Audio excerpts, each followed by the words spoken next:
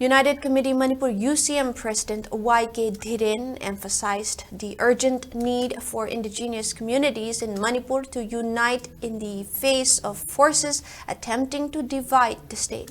Speaking at an event organized by United People's Front Manipur UPF during the month-long 191st National Reconsolidation Month observance, Y.K. Dhiren warned that failure to unite could lead to extinction of Manipur's identity.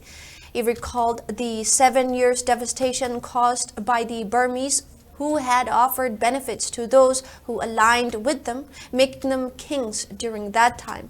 Similarly, he pointed out how opportunities are being offered to vested interests today, luring people with promises of power and positions, which weakens the unity of the community. He stressed the importance of recognizing the current challenges in Manipur as being similar to those faced during the 7 years of devastation, urging the people to stay vigilant against such divisive forces.